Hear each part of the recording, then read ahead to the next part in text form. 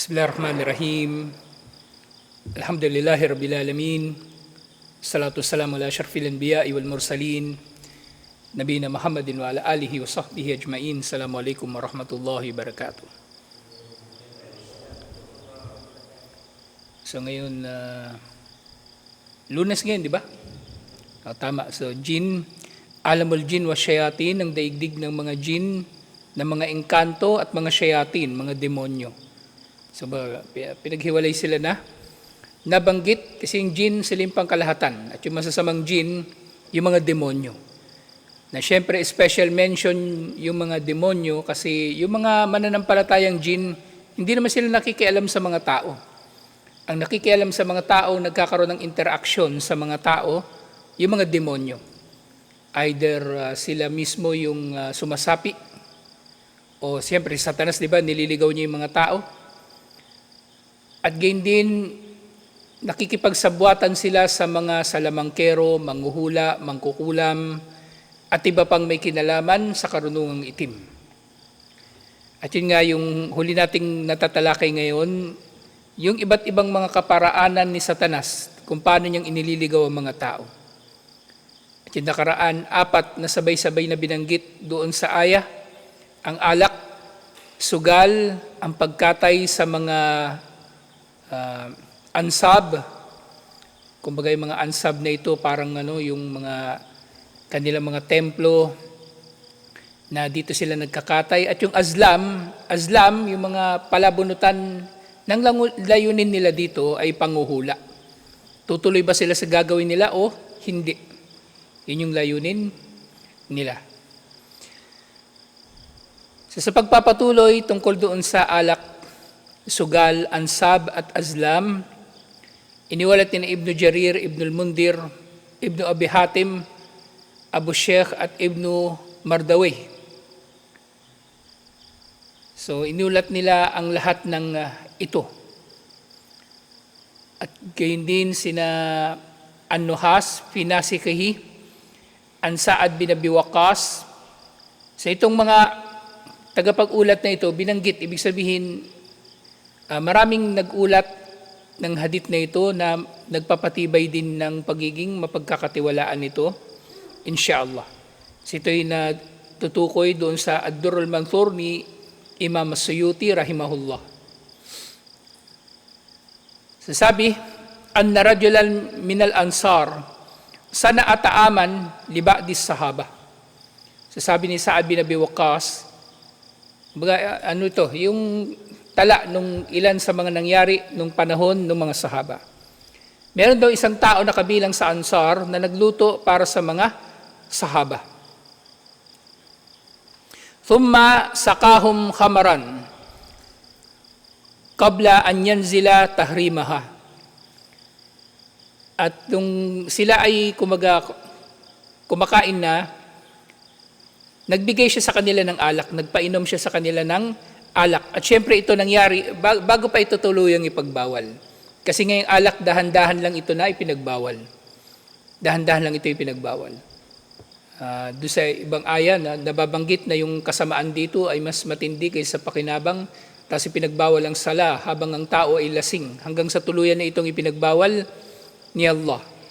Na dahan-dahan lang itong ipinagbawal ni Allah sa mga sahaba. So nung sila nga ay uminom, bago pa nga ito ipagbawal, falamma sakaru tafakharu. At nang sila daw ay nalasing, tafakharu. Tafakhar, kumbaga nagyabangan sila sa isa't isa. Ganoon naman yung ibang lasing. Nagyayabang, di ba? Kukwento, dati ganito ako, ganyan, ginawa ko yung ganito, ganyan. Tapos yung isa magkukwento, walang kwenta pala yung ginawa mo eh. Wala yung sa ginawa ng lolo ko. Pati lolo, nadamay. Iba-iba kasi ugali ng nalalasing eh. May ibang nalalasing, tahimik lang. May tulog na. Yung ibang nalalasing, suka ng suka. Yung ibang nalalasing, lalong dumadaldal. Yung ibang nalalasing, nagdadrama, nagkukwento ng mga kabiguan niya sa buhay. Maalala niyo yung mga nambasted sa kanya, mga ganun bagay. Iba-iba trip eh. Pero sila ay nangyari, tafakharu, nagyabangan sila sa isa't isa, fata'araku. At sila raw ay nag-away-away. At sila ay nag-away-away. Wa asaba Sa'ad bin Abi Waqqas min hada al-Araq ada. Nandun daw si Sa'ad bin Abi Waqqas. At kumbaga, napinsala din siya doon sa pag-aaway nila ng mga sahaba. Ngayon, hindi na tinukoy kung kabilang ba si Sa'ad bin Abi Waqqas na nakikipag-inuman sa kanila, pero napinsala daw siya. Faqad darabahu ahaduhum bilahyi bairin. Hinampas daw siya ng isa sa kanila ng kumbaga yung pangan ng camel, laki nun eh. Yung ulo ng camel parang ganun yun. Di kung yung pangan ng camel parang ng baseball bat yun, ganun kahaba. Nahampas daw si Sa'ad bin Abi Waqqas. Fa asaba anfahu, tinamaan daw siya sa ilong. Fa atara fihi ataran sahibahu tilatu hayatihi. At yung tama niya na yun doon sa kanyang ilong, kumbaga, nanatili yung peklat nun buong buhay niya.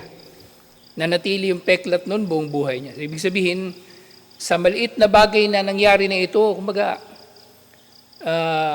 naging habang buhay yung epekto nito sa tao. At maaaring mangyari pa nga kinabukasan, di ba? Yung mga lasing, pag naimasmasan yun, hindi niya alam. Nakipag-away pala siya kagabi. O paggising niya, nasa kulungan na siya. O ngayon, paggising niya, nandun sa libingan, patay na o nasa ospital. Hindi nila alam ang kanilang ginagawa. Ang marami sa mga lasing, hindi nila alam kung anong kanilang ginagawa. Kaya nga tinatawag itong umul khaba'ith. Kaya ngayon nakaraan, di ba, yung kwento ni Uthman bin Affan radiyallahu anhu, merong isang matuwid na lalaki. Sumasamba siya kay Allah, matuwid siya. Pero inakit siya ng babaeng marumi. At yung babaeng marumi, pinapili siya sa 3 bagay. Naalala niyo yung kwento? Either makikipagtalik siya dun sa babae, iinom siya ng alak, o papatayin niya yung bata na utusan o alipin ng babae. Siguro nag-iisip siya, kung magsisina siya, malaking kasalanan. Bitay pa nga, pag mahuli siya. Pagpapatay siya, ganun din, malaking kasalanan, bitay din. Pero kung minom ng alak, iniisip niya, maliit na kasalanan ito, inom lang ng alak. Nalasing siya. At nung nalasing siya, nagzina siya dun sa babae na marumi.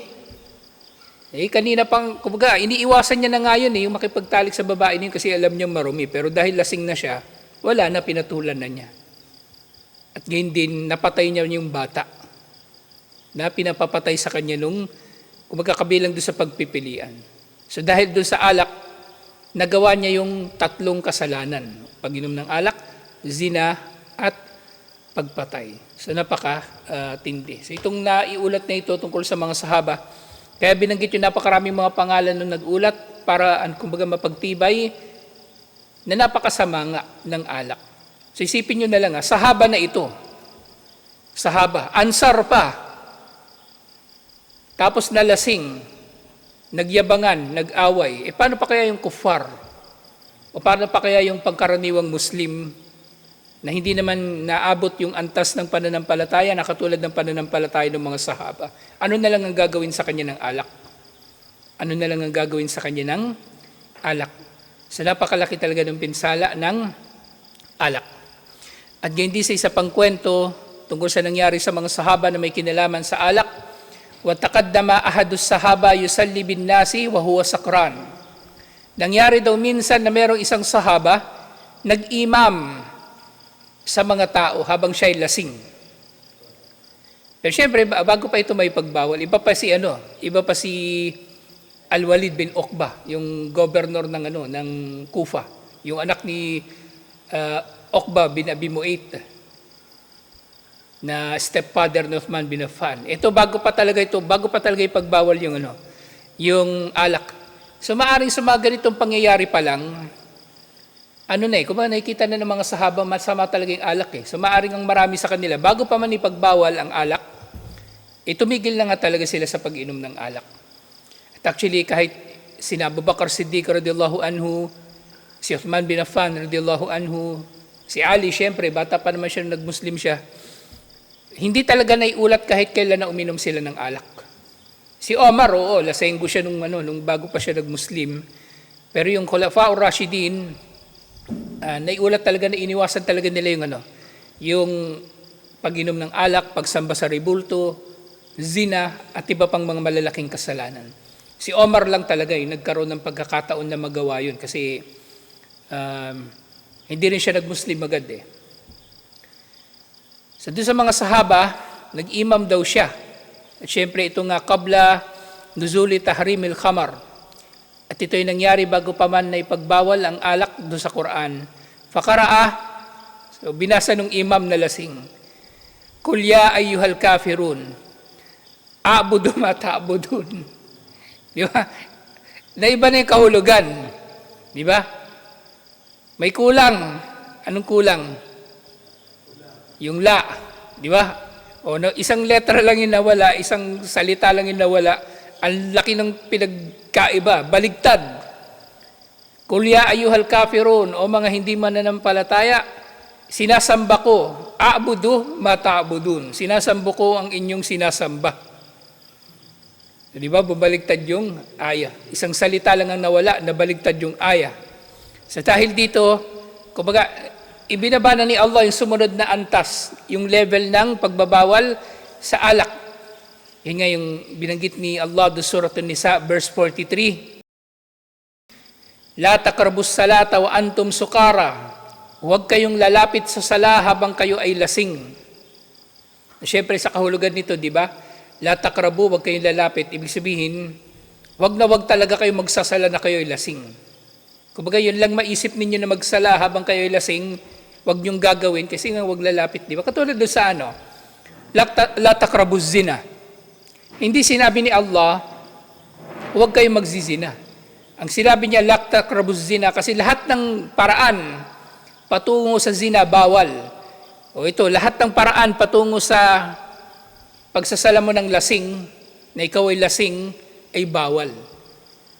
So, ibig sabihin, kapag ginawa ito ni Allah, o kumbaga, nang iniutos ito ni Allah, kumbaga, magiging epekto nito, yung sahaba, halimbawa, ilagay natin ito sa konteksto ng mga sahaba.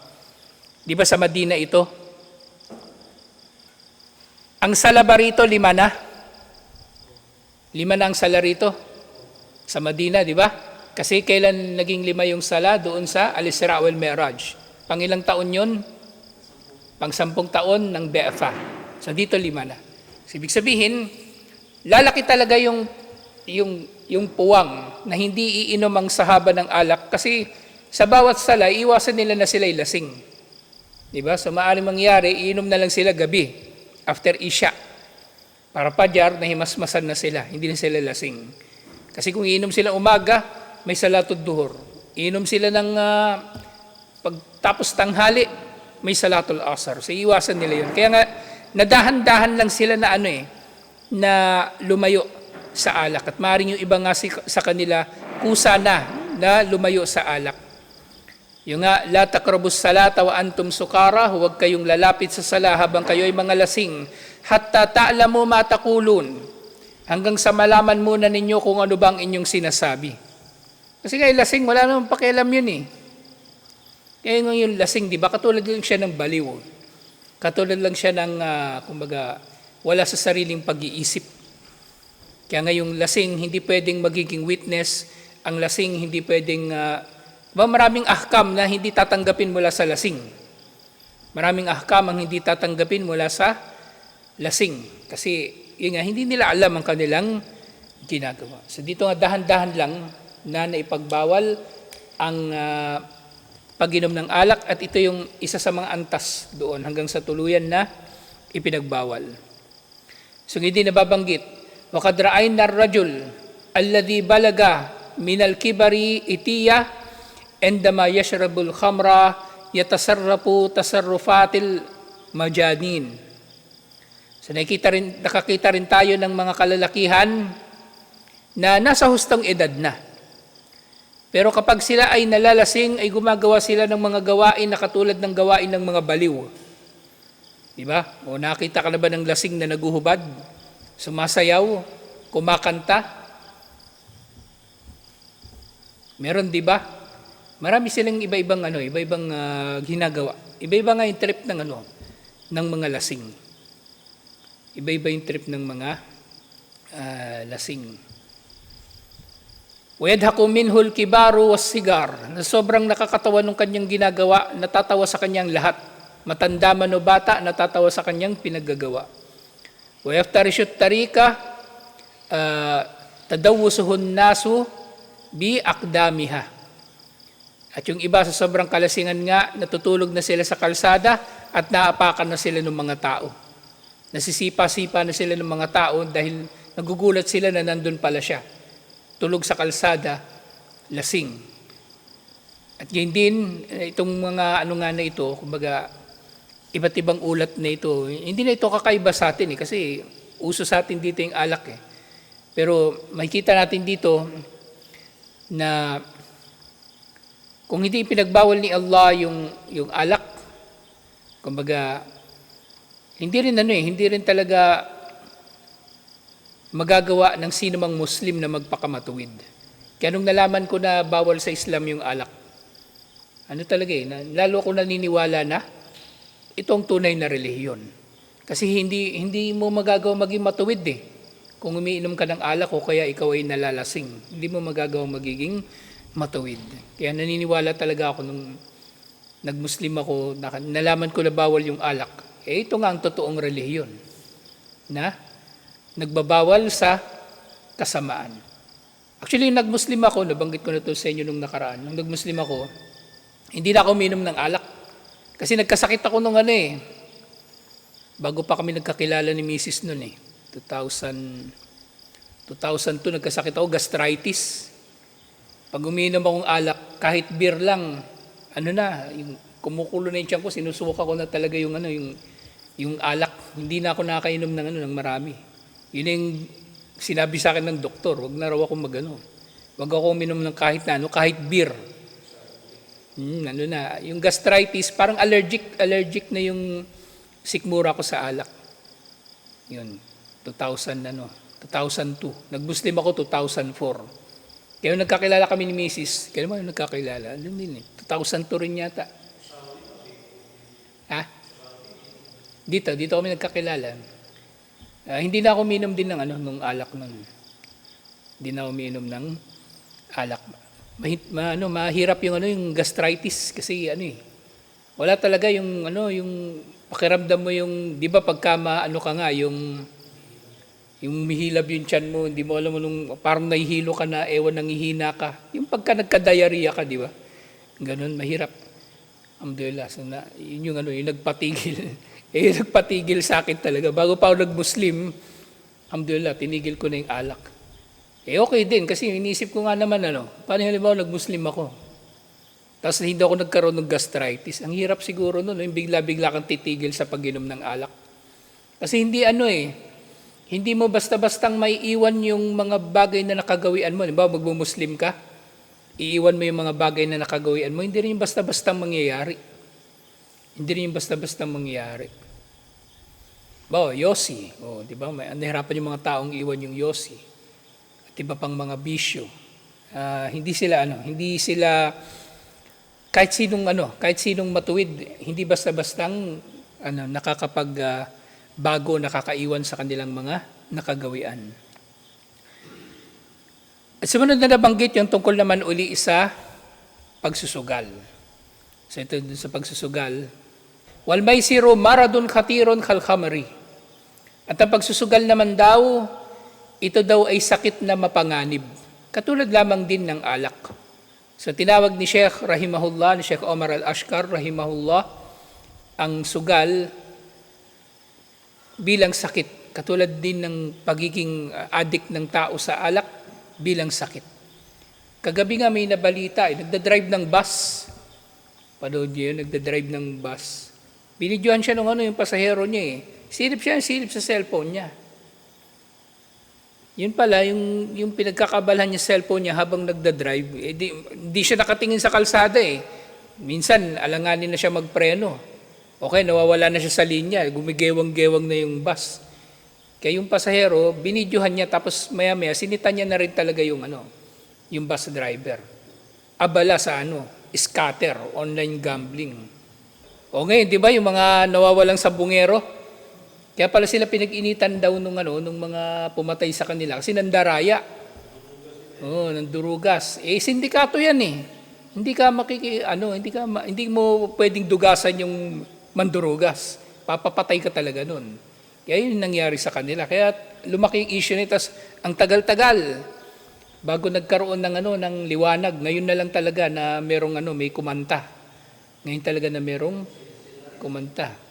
Sila Atong Ang din yung tinuturo nilang salarin, mastermind. Yung talaga sugal, walang idudulot na mabuti. Ang problema sa sugal kasi, lalo na sa atin dito sa Pilipinas, ang daming iba't ibang anyo ng sugal eh. Bata pa lang, nagsusugal na eh. Diba? Yung Caracruz, sugal yun, diba? Ano ba meron dito? Weteng, diba? Lahat meron. Bingo, sugal. Sugal din yun.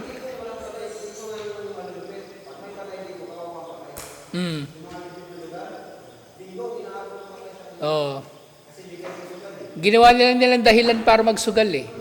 Parang doon sa Tondo, inuupahan pa ng patay doon eh.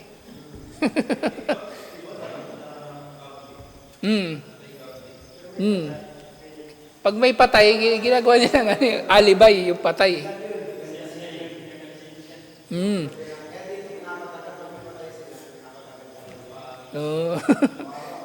Kasi pakatwiran nila niyan, pag may di ba may pasugal sa patay, pag may nananalo kasi nagbabalato daw dun sa patay para makaipon ng panlibing.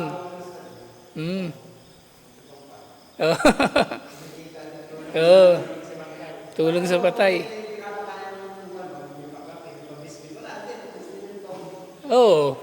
Nagastos din. Dapat paramihin mo yung nagsusugal. Yun para kumita. So marad talaga, sakit. Kumbaga, hindi na pipigilan ng tao yung kasi katulad na nga ito ng pagiging addict. Kaya nga ibang mga sugarol, dumadaan talaga sila sa therapy. Nagpapatulong na sila sa psychiatrist. Paano mapigil yung kanilang pagiging sugarol. Yan nga, idataas sala fi nafsil insani sa'bu shifa'u minhu. So ito daw ay sakit na matindi na mahirap para sa sino man na merong ganitong sakit na gumaling mula rito. Kapag meron ka ng ganitong sakit, mahirapan ka na. Kaya nga, yung sugarol, wala nang iniisip yan eh. Iniisip niyan lagi, makabawi. Iniisip niyan lagi, marami na siyang natalo, kailangan niya makabawi. Sukdulan na ipahamak niya yung sarili niya. Kaya wala na siyang pakialam. Wahuwa sabilud diya'ul waqt wal mal. So ito nga ay daan na nalulustay ng tao ang kanyang oras at pera. Wal maysiru yunshi'ul ahqad wa yadfa'ul haram. Na ito raw ay kumbaga nagdudulot na pangimbabawa ng mga tao ng pagkamuhi at nagtutulak sa tao na gumawa ng haram. Nagdudulot sa tao na gumawa ng haram. Wa syaitanu yad'u ila ikamatin nasbi tattakidu ba'da dalika alihatun tu'badu min dunillah. So ito yung tungkol naman sa mga nasab. So dun sa sa sugal, natapos na yung pagtalakay ni Sheikh tungkol dun sa sugal at sa alak. Yung tungkol naman dun sa nasab. Etong dalawa na ito, actually yung nasab at saka yung azlam, hindi tayo familiar dito, di ba? Mas familiar tayo sa alak at sa sugal. Pero mainam na rin na nabanggit ito. Kasi actually, ang binabanggit dito, nasab, altar. Altar na kung saan kinakata yung hayop. Pero actually, nangyayari ito eh. Tuwing piyesta. Halimbawa, na yung kuffar nagkakatay para sa kanilang patron, ito rin yun. Nasab din yung tawag doon. O maituturing din siyang nasab. Yun nga, si Satanas, tinatawag niya yung mga tao, iniimbitahan niya yung mga tao upang gumawa ng mga nasab, mga altar, upang kumuha sila pagkatapos nito ng iba pa, liban kay Allah na kanilang sasambahin. O gagawa na sila rito ng iba pang mga gawaing pagsamba, lalong-lalo na yung pagkatay. Wakad intasyarat ibadatul ansab kadiman wa hadithan. So, lumaganap na yung pagsamba sa mga altar na ito, mga Diyos-Diyosan na ito, noon man, hanggang sa makabagong panahon. At actually, itong ansab na ito, di ba, ang pangunahin niyang kahulugan, yung altar na pinagkakatayan ng hayop, kumbaga doon sa mga Arabo. So ito, actually, bukod doon sa pagkatay, sa mga piyesta, ito na mismo yung altar din na kung saan inilalagay yung mga rebulto.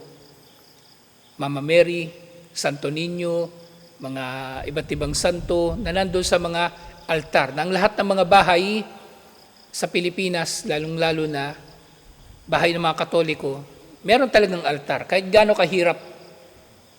kahirap yung tao, paglalaanan niya talaga na sa bahay niya ay merong altar.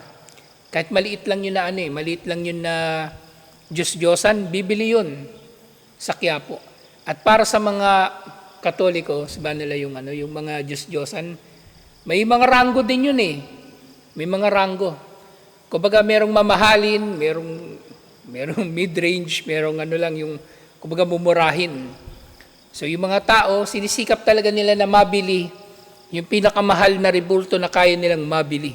Sukdulan nagagastos sila ng milyon para makabili ng mga antigo. O kaya yung mga yung mga ginawa ng mga kilalang mga eskultor. Sa ngayon, ang pinakakilalang eskultor ng mga rebulto, yung taga Paite, Laguna. Kasi doon talaga yung di ba? Yung capital. Nadaanan natin yun yung Paite. Punta tayo ng Mabitak. Paite, Laguna. Yun ang capital. Doon galing yung pangalan niya sa Pait. Pinapait nila yung kahoy. Ang pinakakilala doon ngayon si Mang Luis. Ak-ak ang apelyido niya. So marami siya mga ginawang rebulto na na nilalagay sa mga simbahan. Meron pa ng kilalang artista dati. Si Leandro Valdemor. Nalala yung pangalan nun. Tumigil siya sa pag-artista kasi nagganon na lang siya, nag-sculptor din So yun yung mga ginagawa nila mga rebulto. So itong mga ansab na ito, so lugar talaga siya na pinagtatambalan dito si Allah. So maaring doon sa kahulugan na lugar kung saan nagkakatay o lugar na nandoon yung mga rebulto na sinasamba ng iba pa o sinasamba ang iba pa liban kay Allah. Noon at ngayon, parehong umiiral ang mga ito. O syayatino tulazimu hadhil asnam. At ang mga satanas, dumidikit daw sila sa mga rebulto na ito. Dumidikit sila. As in, talaga kumbaga, lahat ng rebulto na sinasambaliban pa kay Allah, asahan mo na merong satanas na may nakatira dito na satanas o demonyo. So maaring syempre, yung demonyo na hindi naman yung nagsasalita lahat, di ba? O magpapakita ng himala. Pero the fact na inaakit niya yung mga tao, pinagmumukha niyang maganda para sa mga tao, ang mga rebulto na ito. So meron talagang satanas na gumagawa ng paraan para sambahin ng mga tao ang mga Diyos-Diyosan na ito. Minsan napakapangit ng rebulto di ba? Kasi makikita mo naman yung rebulto, may tsura di ba? May tsura na maganda yung pagkakalilok, pogi yung yung Jesus o kaya yung Mama Mary maganda. Meron mga rebulto pangit talaga. Hindi pantay yung mata, tabingi yung ilong. Pero kahit yun, tinatangkilik ng mga tao. Kasi may nakatira doon na demonyo May nakatira doon na demonyo. Watukatibu ibadaha fi ba'dil ahyan. At ang mga demonyo na ito ay nakikipag-usap sa mga sumasamba sa mga rebulto na ito. Waturihim ba'dal umuri allati taj'alu abidiha yathikuna biha. Itong mga demonyo na ito na nakatira sa loob ng mga rebulto ay nangungusap sa kanila at nagpapakita sa kanila ng ilang mga bagay na dahil dito ay lalo sila magtitiwala sa mga Diyos-Diyosan o dun sa mga rebulto. Paanong paraan? Yun na din, yung paglitaw ng mga bagay-bagay na kumbaga mahimala o may kababalaghan. lumuluha yung Mama Mary, di ba? Parang yung nangyari nung nakaraan, meron daw merong Mama Mary, nakita nila may liquid lumalabas sa mata. Di pinapunasan yun ng tao. O kaya nagpapawis, pinupunasan yun ng tao. Hindi ko maalala kung saan lugar yun. Ibang bansa yun eh. Hanapin ko kung saan yun. Nabalita yun eh. Talagang yung pinupunasan nila, tapos pinapahid nila yung nakuha nilang liquid doon sa mga sakit nila, sa mga anak nila. Tapos maya-maya nalaman nila, kaya pala nagtutubig yung Mama Mary. Kasi yung CR doon sa taas, doon tumatagas yung kanyang tubo na basag doon sa Mama Mary. Piruin niya yan, ipapahid mo sa baby mo yung pinapahid mo sa baby mo yung galing, yung pawis ng Mama Mary. Napawis pala ng inodoro talaga yun. Diba? So, fayaksudunaha bilhajat. So dahil dito, kumbaga, kapag meron silang gusto, ihihilingin nila doon sa rebulto. Maaring hindi abot sa ganun mga himahimala. Kasi maaring kumbaga yung demonyo mangungusap doon sa sumasamba sa mga rebulto, na kumbaga kapag nandoon sila kaharap yung rebulto, gumagaan yung pakiramdam nila. Okay, nakakaramdam sila sinasabi nila lagi, di ba? Kapag kaharap ko yung rebulto na yun, nakakaramdam ako ng presensya. Iniisip nila yung presensya na yun, presensya ng Panginoon, pero hindi nila alam presensya ni Satanas na nag-uudyok sa kanila na, yun nga, sambahin palalo yung mga rebulto. Kaya nga ako siguro fitra rin talaga, di ba? Nakwento ko na ito nung nakaraan. Yung bata pa ako, kasi Katoliko talaga kami, minsan nga, pinipilit ako ng nanay ko mag-rosaryo. Kabisado ko yung rosaryo. Pero hindi ko talaga na-enjoy yung magtingin-tingin sa rebulto. Kahit sa simbahan, titingnan ko yung rebulto, parang hindi ako masaya. Ba't kailangan pa itong ganito Ito, pangit naman ito, bakit nandito? Ba't itong isa duling? Pinipintasan ko yung rebulto, hindi ako masaya sa rebulto. Tapos pag pinagro-rosaryo ko, hindi ako tumitingin doon sa Santo Niño Sabi ko, pangit naman ang Santo Niño mo, mga abnormal. Hindi ako nag-ano lang talaga ako. Nagdadasal lang ako mag-isa. Kumbaga hindi na ako naka-concentrate doon sa rebulto. Pero yun nga, pinagmumukha ni Satanas na magiging maganda yung mga rebulto sa pananaw ng mga tao. Waliyadu billah. So ito yung mahaba-haba yung pagtalakay dito kasi apat na din yung natukoy dito 4. Yung alak, sugal, yung ansab at yung azlam. At matatalakay pa natin ng dagdag na pagtalakay yung doon sa azlam sa susunod inshallah. Kasi sa azlam, itong azlam na ito yung palabunutan na kumbaga ginagawa nila na ang layunin dito ay manghula kung tutuloy ba nilang gagawin nila o hindi. So matatalakay pa natin yun inshallah. Assalamualaikum warahmatullahi wabarakatuh.